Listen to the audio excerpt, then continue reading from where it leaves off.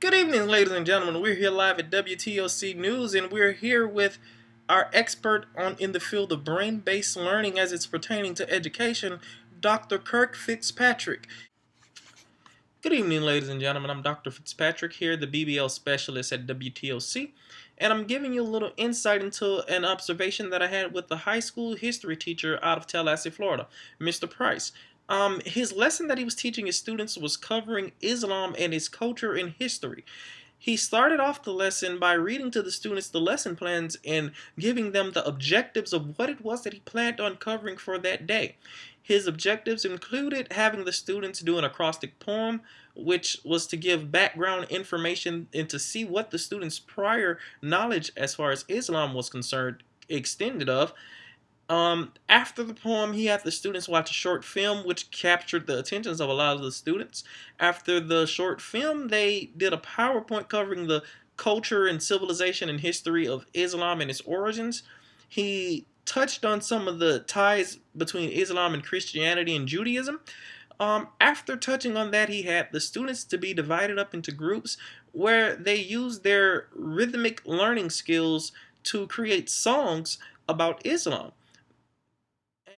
As far as some of the suggestions that I had for Mr. Price dealing with his techniques throughout the brain-based learning and how it related to his students in his class was concerned, as far as approach and reaching students that for on both the left brain and right brain thinking, I would have planned more so of more activities that were hands-on that the students could have done that would engage not only their intellect but also their senses, like the song that he implemented in the video and the acrostic poems. There were good ideas as far as getting the students thinking and priming them and preparing them for the information that was to come. But I would have added more hands-on activity, like more group work where students are able to work with one another, and the peer support from each other would be able to push them forward in understanding the information that was being presented.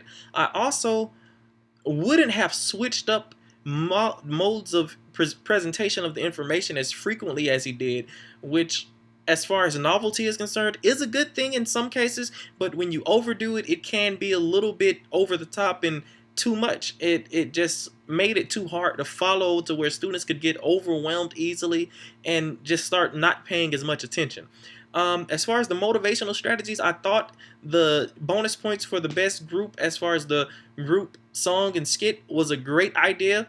I really enjoyed it, but I probably would have added more personal motivators in for as far as intrinsically is concerned, and giving students more approval and praise as far as good job on trying at this, things of that nature, to just motivate each student individually, as well as the extrinsic award of the bonus points that help motivate them to try to do better as far as their assignment was concerned. Those are the major things that I saw as far as improvement and suggestions that I gave to Mr. Price. And here he is. He's going to come and give you more insight as far as some of the things that he planned on doing to change those suggestions that I gave to him. Have a great day. After his visit with me and him sharing with me a lot of the information that he knew about brain-based learning, one of the major things that I did, I started to incorporate some of those motivational strategies that he gave me into some of my lessons. I started not only just using group points as a reward to motivate students extrinsically, but I also started giving personal congratulations, like good job or good effort at that, somebody else would like to help out, the things of those nature that encourage the students to continue to try, to continue to think, and continue to apply themselves in the areas even if they're not sure of an answer.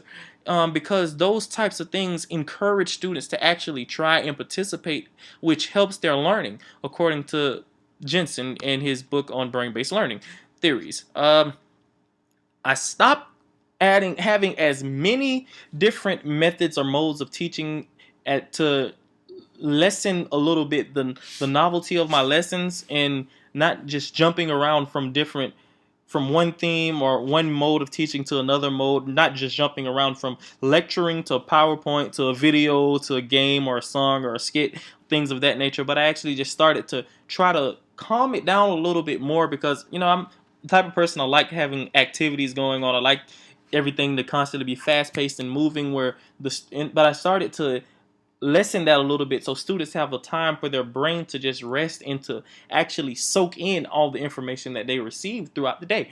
Um, I continue to build upon the lessons and try to tie every lesson that I taught in from one lesson to the next lesson, also tying in different real life applications for the different lessons that I was teaching and different strategies that the students were learning as far as history is concerned, tying in those real life issues that they face daily into the lesson so that they could better understand what was really going on. Also giving them, storytelling throughout the lessons versus just lecturing about, okay, on this date such and such happened, but giving them the stories behind the stories or behind the history so that they could understand that, historical figures had a lot of dirt and jacked up things going on just as we do in current life, right? Letting them know some of the drama that took place.